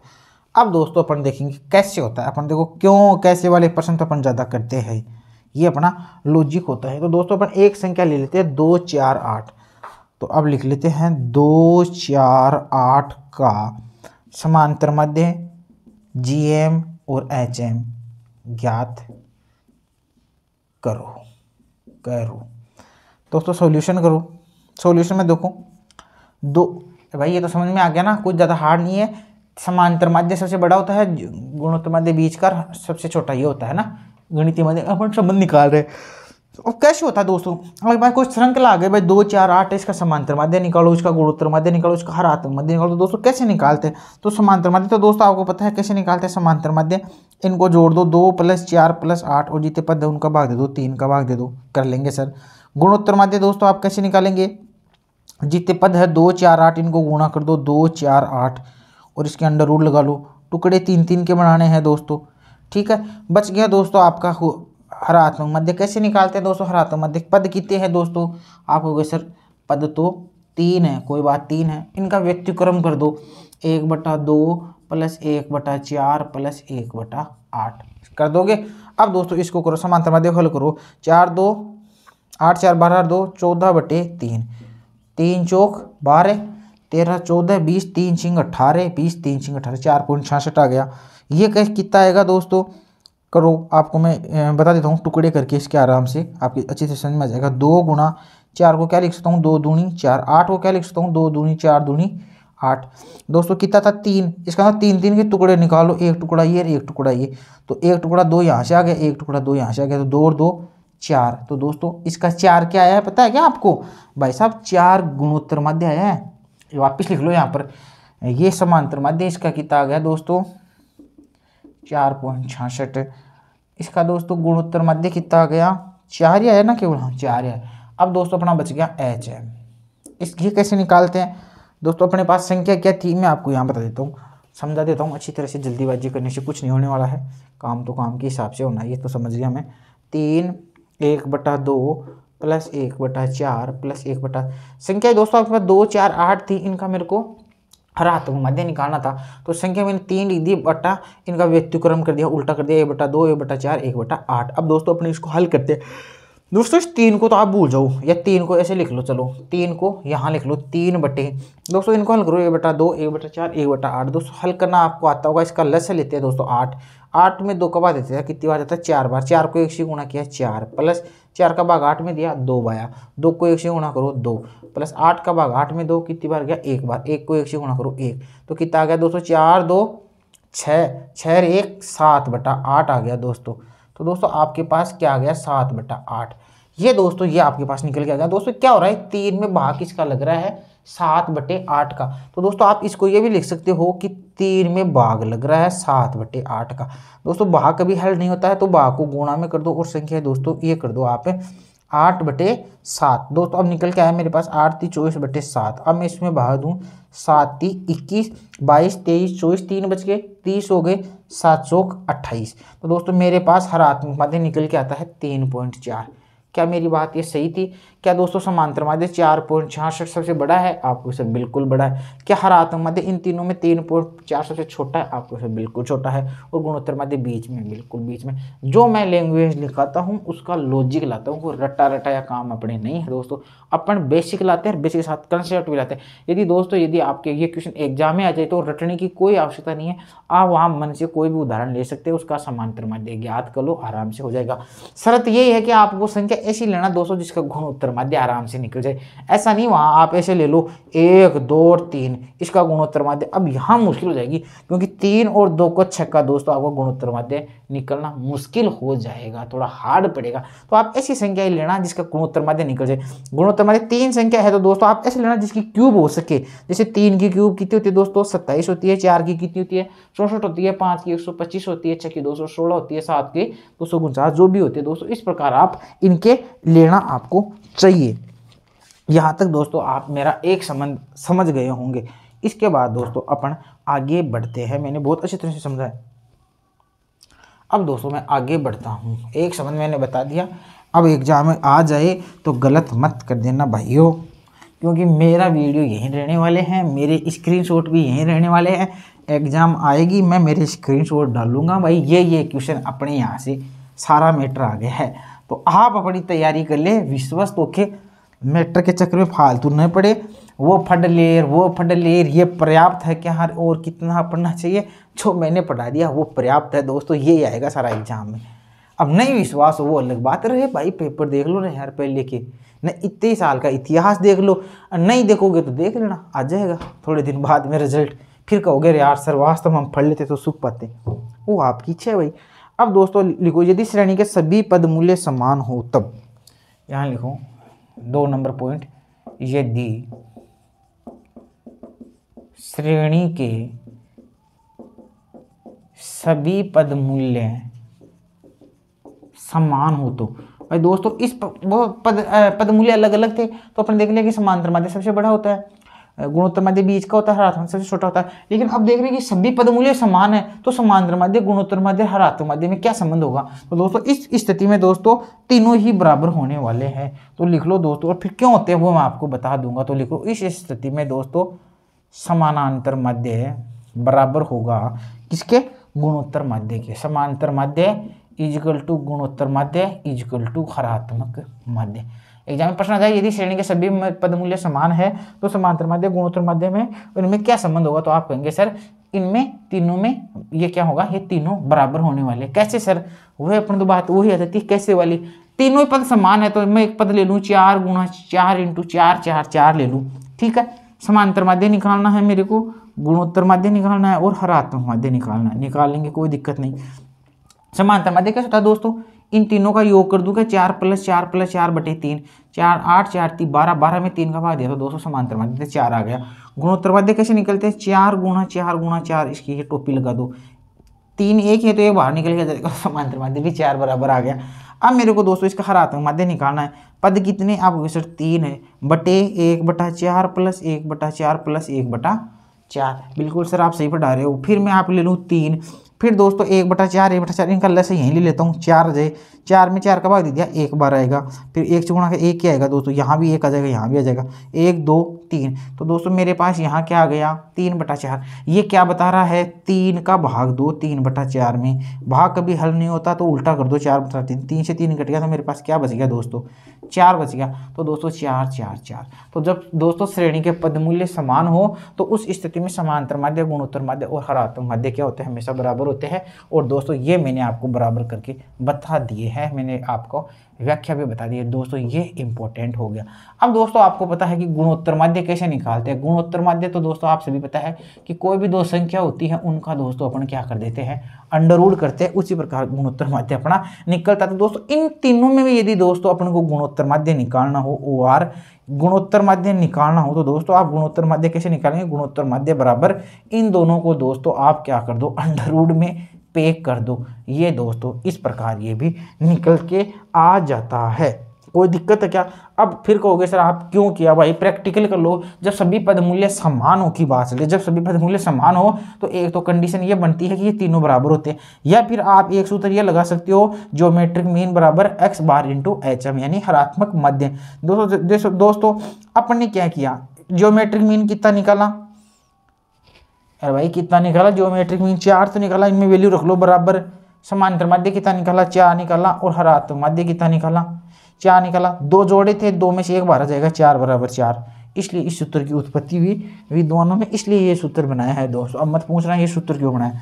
लोग दोस्तों सूत्र पूछते हैं, सूत्रों का कभी लॉजिक नहीं बताते कि सूत्र कैसे बनता है। लेकिन दोस्तों आप हमसे पढ़ेंगे तो हम बताएंगे कि सूत्र क्यों बना है, क्योंकि सूत्र बनता है दोस्तों, सूत्र बनने के पीछे भी कुछ लॉजिक होता है, वो लॉजिक हम आपके लिए क्लियर करते हैं। ठीक है दोस्तों, तो इसका इस प्रकार भी हो सकता है, इस प्रकार हो सकता है। अब दोस्तों इसको और भी कुछ भी लिख सकते हैं। कैसे सर आप ऐसे क्या बता रहे हो? अरे भाई साहब यदि x बराबर √2 है ना, इस √2 को हटाने के लिए दोनों ओर स्क्वायर करना पड़ता है मित्रों। तो इधर तो हो गया x स्क्वायर, ये 2 स्क्वायर करते 2 से √ कट जाता है दोस्तों, तो आपका 2 बचता है। तो x स्क्वायर बराबर क्या आ जाता है आपके पास? x स्क्वायर बराबर 2 आ जाता है। या दोस्तों x की वैल्यू निकालनी तो 2 हटता जाता है, √2 हो जाता है, वही चीज़ आती है घूम फिर के। तो दोस्तों यदि ये ज्योमेट्रिक मीन है तो दोस्तों इस √ को हटाना है तो मैं इसका स्क्वायर कर दूँ दोनों तरफ, और इसका स्क्वायर भी दोस्तों मैं कर दूंगा, इसका ऐसे स्क्वायर कर दूंगा, 2 से √ कट जाएगा, तो मेरे पास समांतर माध्य इंटू क्या बच जाएगा? एच एम निकल के आ जाएगा। तो दोस्तों ये 3 सूत्र इससे निकल के आते हैं, इंपॉर्टेंट है, याद कर लो, उतार लो। समझ गए होंगे? ये स्क्वायर हटा दो, इस पर अंडर, वो बात वापस आ जाएगी। तो दोस्तों ये तीनों चीज़ें कैसे निकाल जाती है वेरीफाई करके बता दिया है, बिना समय व्यतीत किए, बिना टाइम पास के। अपने पास टाइम पास और कोई काम नहीं है, हम सीरियस है, सीरियस के लिए हम वीडियो बनाते हैं, इस बात का आप ध्यान रख ले। ठीक है दोस्तों, उतार ले आप। इससे आगे अपन बढ़ते हैं। अब दोस्तों अपन इस चैप्टर से संबंधित MCQ की श्रृंखला चलाएंगे। अब कुछ MCQ मैं आपको मौखिक बताऊंगा, कुछ आपको लिखित बताऊंगा। उन MCQ को आप नोट कर ले और फिर दोस्तों अपन आगे बढ़ते चलते हैं।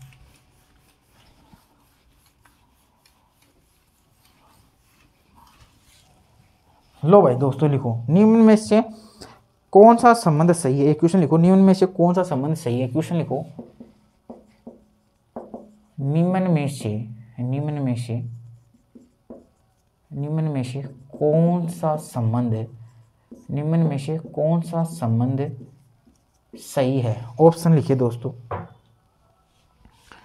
समानांतर माध्य बराबर ए, समानांतर माध्य बराबर GM गुणा HM। पढ़ाता क्या ऐसा कोई?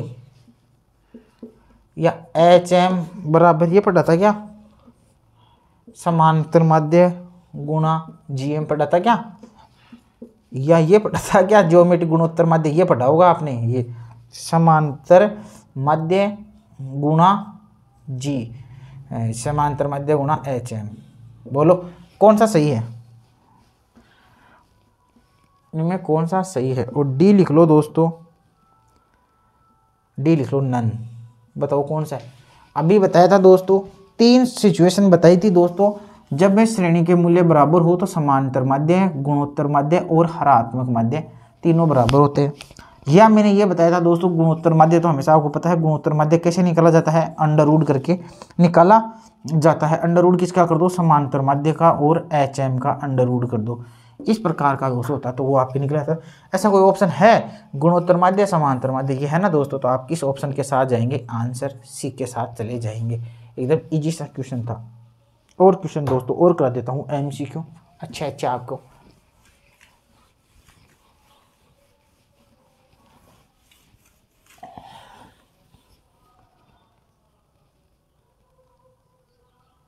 ये क्वेश्चन दोस्तों आपको कई बार मैंने करा दिया गया है कि समी समकों से विचलन लेते हैं तो उनका योग 0 आता है। तो दोस्तों वो माध्य से अपने विचलन लेते हैं तो 0 आता है। तो दोस्तों ऐसी बात किसमें होती है? समानांतर माध्य में होती है। ये क्वेश्चन मैंने आपको कई बार बता दिया है। एक क्वेश्चन और लिख लो दोस्तों, कौन सा आदर्श माध्य का लक्षण नहीं है? एक क्वेश्चन लिखो,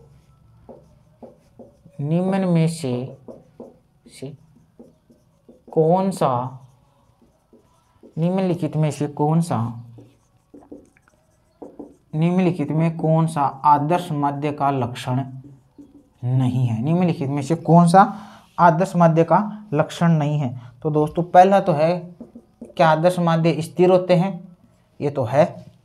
आप बताएं, क्या आदर्श माध्य निरपेक्ष होते हैं? बताएंगे। या कोई ज़्यादा समय लेने वाले होते हैं? ज़्यादा समय लेने वाला, ये तो नेगेटिव बात कर रहा है, समझ में आ जाएगा आपके। और डी होता है दोस्तों सरल। तो दोस्तों आदर्श माध्य का लक्षण कौन सा नहीं है? तो दोस्तों यही है, सी हो जाएगा। कर दोगे आराम से। ज़्यादा समय ले ले कोई माध्य, तो वो उचित है क्या? सही है क्या? नहीं है, ज़्यादा समय लेने वाला नहीं होगा। तो दोस्तों स्थिर माध्य की क्या विशेषता होनी चाहिए? वो स्थिर होना चाहिए, वो निरपेक्ष होना चाहिए, वो सरल होना चाहिए। एक वर्ड आया निरपेक्ष, एक होता है दोस्तों सापेक्ष। सापेक्ष क्या होता है? जिसमें प्रतिशत से, अनुपात से दोस्तों अपन तुलना कर देते हैं, वो सापेक्ष होता है। जिसमें मात्रा लगी हुई है, रुपए लगा हुआ है, 2 रुपये 5 रुपये, उसमें किसी प्रकार की तुलना नहीं की गई है, वो दोस्तों आपका निरपेक्ष मूल्य होता है। तो दोस्तों आदर्श माध्य क्या होते हैं? एक निरपेक्ष मूल्य भी होते हैं। अब दोस्तों इसके बारे में लिख लो, निरपेक्ष सापेक्ष वर्ड आए तो लिख लो। लिखो दोस्तों, नोट नीचे लिख लो, नोट लगा के नोट लिखो दोस्तों। सापेक्ष मूल्य, सापेक्ष मूल्य या सापेक्ष पद लिख लो। सापेक्ष पद, सापेक्ष पद प्रतिशत या अनुपात में होते हैं, में होता है लिख लो, होता है।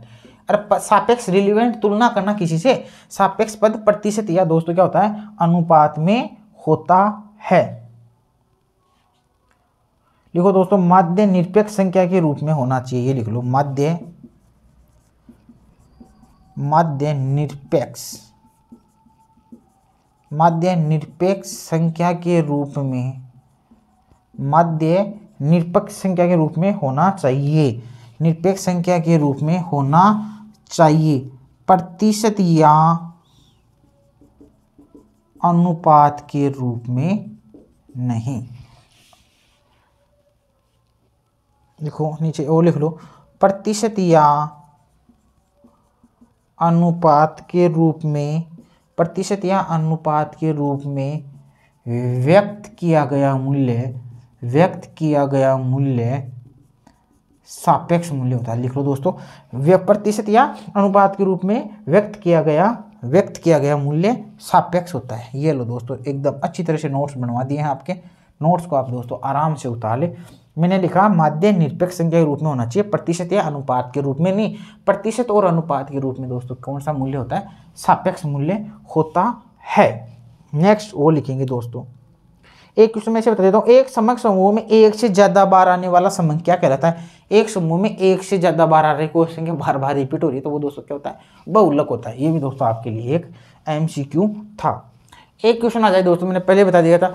अब दोस्तों औसत वाला, कहीं प्रथम प्राकृत संख्याओं का योग 8 प्रथम प्राकृत संख्याओं का योग कितना होता है? इनका औसत कितना होता है?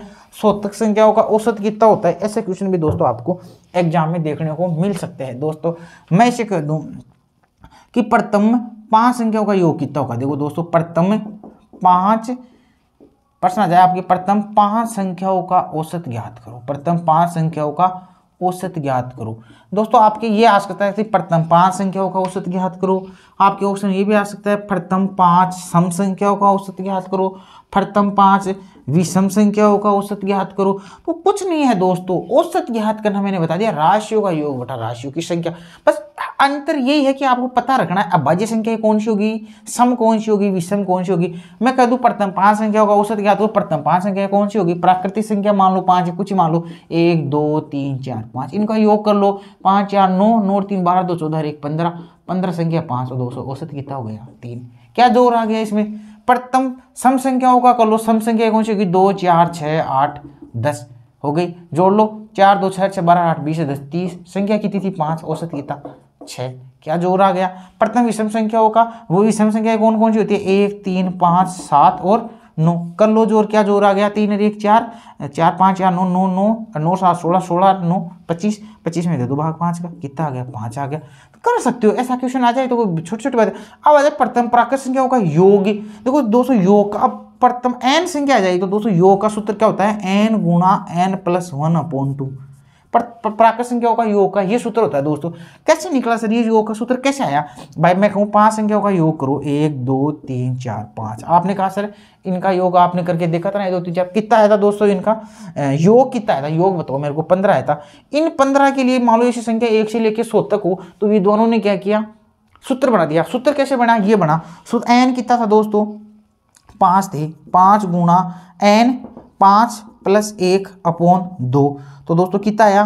5 गुणा 5 रे 6/2। 2 का भाग दिया, 6 में 2 3, ये आ गया दोस्तों 15। तो सूत्र कैसे बनते हैं दोस्तों? ऐसे बनते हैं सूत्र में। अब अपने सूत्र को वेरीफाई करके देख लिया आपने। एक तो देशी तरीके से देख लिया कि कितना रहा योग, 15 रहा। अपने इस तरीके सूत्र से भी देख लिया। तो दोस्तों प्राकृत संख्याओं के योग का सूत्र आपके सामने क्या निकल के आता है? n गुणा n + 1/2। आपके एग्जाम में क्वेश्चन आ जाए कि प्रथम n संख्याओं का औसत क्या होता है, तो दोस्तों प्रथम n संख्याओं का योग क्या होता है? ये होता है। ये तो प्रथम n संख्याओं का योग हो गया। अब इनका औसत निकालना है। औसत क्या होता है? राशियों का योग। ये राशियों का योग बटा राशियों की संख्या। राशियों की संख्या कितनी आप होगी सर? राशियों की संख्या तो n है, तो दोस्तों n से n तो कट गया, तो दोस्तों औसत क्या आ जाएगा? n + 1/2। क्या जोर आ गया भाई? ऐसे क्वेश्चन आ जाएंगे तो कर लोगे क्या भाई? बहुत इजी क्वेश्चन है, बहुत इजी है, आप आराम से कर सकते हो ना। आप इसको आराम से कर लेना। अब दोस्तों मैं आप एक दो क्वेश्चन और बता देता हूं। एक क्वेश्चन आता है व्यक्ति के समूहों का उनके माध्य से लिए गए विचलनों के वर्गों का योग होता है। माध्य से एक प्रश्न आ जाए, माध्य से लिए गए विचलनों के। एक सेकंड दोस्तों मैं थोड़ा सा दूसरा पेन ले लेता हूं एक बार, थोड़ा सा चल जाए एक बार। प्रश्न आ जाए दोस्तों, माध्य से लिए गए विचलनों के वर्गों का योग होता है। वर्गों का योग पूछ रहा दोस्तों, वर्ग विचलनों का योग नहीं पूछ रहा। विचलन दोस्तों आपका क्या होता है? d = x - a होता है। मैंने आपको बताया था अच्छी तरह से, d = x - a। एक तो था दोस्तों देखो विचलनों का योग। विचलनों का योग हमेशा दोस्तों माध्य से लिए गए विचलनों का योग हमेशा होता है 0। और विचलनों के योग का दोस्तों आपको करना है स्क्वायर। माध्य से लिए गए विचलनों, माध्य से लिए गए विचलनों के वर्गों का योग। बताया भी था मैंने आपको, माध्य से लिए गए विचलनों का योग। माध्य से लिए गए विचलनों के वर्गों का योग बराबर मैंने बताया था क्या होता है दोस्तों? न्यूनतम होता है। तो दोस्तों आपके पास क्वेश्चन आ जाए कि माध्य से लिए गए विचलनों के वर्गों का योग होता है। ऑप्शन दोस्तों आपको वहां मिलेंगे 1, 0, न्यूनतम, अधिकतम। तो दोस्तों आप किस ऑप्शन के साथ जाएंगे? न्यूनतम के साथ जाएंगे। इसके बाद में दोस्तों नेक्स्ट MCQ अपन लेते हैं। एक प्रश्न आता है निम्न में से कौन सा अस्थिर माध्य है? निम्नलिखित में से आप प्रश्न लिख ले दोस्तों, मेरे को टाइम नहीं है दोस्तों आपकी तरफ देखने का, फटाफट उठा ले। निम्न में से कौन सा अस्थिर माध्य है? प्रश्न आ जाए दोस्तों आपके कि निम्न में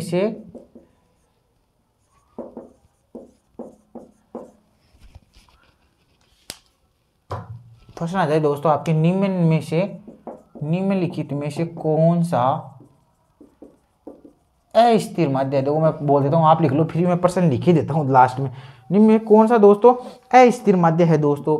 ऑप्शन आ जाए आपके पास, समांतर माध्य मान लो, मध्य का मान लो, मध्य का है ना, M से निकलते हैं मध्य का, C मान लो, बहुलक मान लो, और D मान लो दोस्तों गुणोत्तर माध्य। तो दोस्तों अस्थिर माध्य कौन सा होता है? तो आप कहेंगे सर बहुलक सबसे अस्थिर माध्य होता है। प्रश्न आता है गुणात्मक माप के लिए सबसे उपयुक्त माप कौन सा माध्य है? गुणात्मक माप। तो ये गुणात्मक, ये गुणा नहीं ध्यान रखना, गुणात्मक गुणों की बात करिए। तो दोस्तों गुणों के लिए कौन सा माध्य उपयुक्त होता है? तो आप सभी उत्तर क्या कर देंगे? मध्य का कर देना। एग्जाम में ऐसा क्वेश्चन आ जाए। एक क्वेश्चन दोस्तों और आ जाए, यदि किसी समक सेट में मीन, मीडियन, मोड समक समान हो तो समंग का वितरण कैसा है? यदि दोस्तों आपका कोई वितरण है ऐसे, उसमें दोस्तों समांतर मध्य x = m = z है, तो दोस्तों वो वितरण कैसा होगा? तो दोस्तों सममितीय वितरण होगा या असममितीय वितरण होगा? तो दोस्तों आपका वो वितरण होगा समरूपी या सममितीय। सममितीय बटन कल ही बताया था, आप देख लेना। सममितीय बटन जब तीनों ये बराबर होते हैं दोस्तों कौन सा बटन होता है? सममितीय बटन होता है। एक क्वेश्चन दोस्तों आपको और लिखा देता हूं मेरी तरफ से, लास्ट क्वेश्चन है। काफ़ी अच्छा बता दिया दोस्तों मैंने, MCQ खूब करा दिए हैं। एक MCQ दोस्तों वो लिखो, किसी श्रेणी के n मूल्य दिए हुए हो तो किसी श्रेणी के n मूल्य दिए हुए हो तो गुणोत्तर माध्य होगा। बताओ भाई, किसी श्रेणी के n मूल्य दिए हो तो उनका गुणोत्तर माध्य तो क्या होगा? गुणोत्तर। हाँ चलो बताओ, तो उनका गुणोत्तर माध्य क्या होगा? बताओ, देखिए गुणोत्तर माध्य क्या होगा। कौन कौन से माध्य पढ़े थे? कंफ्यूज तो नहीं हो रहे हो ना? समांतर माध्य पढ़ा था, मध्य का पढ़ा था, बहुलक पढ़ा था, एक अपने पढ़ लिया दोस्तों गुणोत्तर माध्य पढ़ा था, गुणोत्तर माध्य एक पढ़ा था दोस्तों अपने हरात्मक माध्य पढ़ा था, और अपने दोस्तों समांतर माध्य और गुणोत्तर माध्य और हरात्मक माध्य में भी कंपेयर किया था दोस्तों। तो इसमें आप कंफ्यूज मत होना गुणोत्तर और हरात्मक में। यह है दोस्तों ज्योमेट्रिक मीन, मतलब कि गुणोत्तर माध्य पूछ रहा हूँ। अब दोस्तों गुणोत्तर माध्य मैंने क्या कहा था, जितने पद होते हैं उनका अंडर रूट निकाल देते हैं और कुछ नहीं होता। तो किसी श्रेणी के n मूल्य दिए हो तो दोस्तों उसका GM मतलब आप लिख लो। हाँ लिख दिया, गुणोत्तर माध्य होगा। तो दोस्तों ऑप्शन लिखो, n मूल्यों के गुणा का तीसरा मूल, n मूल्यों के गुणा का तीसरा मूल होगा क्या? एक लिखो दोस्तों, n मूल्यों के गुणों का वर्गमूल, n मूल्यों के गुणा का वर्गमूल होगा क्या? वर्गमूल ये होता है दोस्तों, एक होता है वर्ग, दो का ये वर्ग स्क्वायर, और वर्गमूल ये होता है दोस्तों। तो n मूल्यों का दोस्तों क्या हो जाएगा? वर्गमूल हो जाएगा क्या? वर्गमूल। या दोस्तों एक लिख लो दोस्तों, n मूल्यों के गुणा का, n मूल्यों के गुणा का nवां मूल। बताओ दोस्तों कौन सा हो जाएगा? भाई साहब एक ही बात बताई थी, यदि आपको 3 पद है इनका गुणोत्तर माध्य निकालना है तो दोस्तों 4 4 4 लिख दो और यहाँ 3 लिख दो। ये तो बताया था। यदि आपके पास 2 पद है 4 × 4 तो दोस्तों आप 4 × 4 यहाँ 2 लिख दो। तो दूसरा मूल 3 है तो 3 पद। तो दोस्तों यहाँ तो पद कितने हैं? n, या मैं कह दूँ 2 पद, तो दोस्तों यहाँ 2 आ जाएंगे। 3 पद है तो दोस्तों 3, यहाँ nवां मूल्य है तो दोस्तों n मूल्य को गुणा करो। पहले तो जितने भी मूल्य है ना जो उनको गुणा कर लो और उनका nवां मूल निकालो। तो दोस्तों आपको किस ऑप्शन के साथ जाना है? सी ऑप्शन के साथ जाना है। तो दोस्तों आशा करता हूँ आपको समांतर माध्य मैंने पूरा कराया अच्छी तरह से, मध्य का बहुलक करा दिया, गुणोत्तर माध्य करा दिया, हरात्मक माध्य करा दिया, समांतर माध्य मध्य का बहुलक में संबंध बना के वक्रों के द्वारा अच्छा समझा दिया। फिर दोस्तों मैंने आपको क्या करवा दिया, उसके बाद में समानांतर माध्य, गुणोत्तर माध्य और हरात्मक माध्य में भी अच्छे संबंध बता दिए, बढ़िया लेवल के क्वेश्चन बता दिए। आप एग्जाम्स में जो आए हुए हैं उन क्वेश्चनों से एक बार आप मिला लेना, आपको पता चल जाएगा कि मैंने आपको यूट्यूब पर फ्री वाला जो कंटेंट था किस प्रकार आपको उपलब्ध कराया है। दोस्तों हमने आपका सहयोग किया है, अब आपकी भी जिम्मेदारी बनती है कि आप भी हमें कोऑपरेट करें, सहयोग करें। सहयोग करने से दोस्तों गाड़ी चलती है। तो दोस्तों अपन मिल के काम करेंगे, हम आपका सपनों में ज़रूर सहयोग देंगे। सहयोग देने के लिए हम आ चुके हैं और हमारी श्रृंखला आपको पता है फटाफट आ रही है और फटाफट आती रहेगी। किसी भी बेरोजगार को, किसी भी गरीब व्यक्ति को, गरीब बेरोजगार विद्यार्थी को, गांव से आए हुए विद्यार्थी मान लो, मध्यवर्गीय कुछ भी मान लो, उच्च स्तरीय मान लो, कुछ भी मान लो, हम सभी के लिए दोस्तों समान रूप से बिना पक्षपात किए हुए पूरी मेहनत, ईमानदारी और समर्पण के साथ आपके साथ खड़े हैं। और आप टेंशन मत करो, श्रृंखला चालू कर दी मतलब कर दी, श्रृंखला रुकेगी नहीं। स्टैटिक्स की चालू कर दिए तो दोस्तों जैसे केंद्रीय प्रवृत्ति के माप की चालू कर दी तो केंद्रीय प्रवृत्ति के माप पूरे करवाएंगे, अपकिरण के माप भी दोस्तों पूरे करवाएंगे। आपको टेंशन लेने की जरूरत नहीं है, केंद्रीय प्रवृत्ति का माप पूरा होगा, अपकिरण के माप भी दोस्तों पूरा कराया जाएगा और पूरा टारगेट के साथ आपका सिलेक्शन कराया जाएगा। हम आपके साथ हैं, टेंशन लेने की कोई आवश्यकता नहीं है। आप तो मस्त रहो, हंसते रहो और हमारे साथ बनते रहो। ठीक है दोस्तों, मिलते हैं फिर से आपसे एक नए वीडियो लेक्चर के साथ। तब तक आप सभी को बेस्ट ऑफ लक, बाय।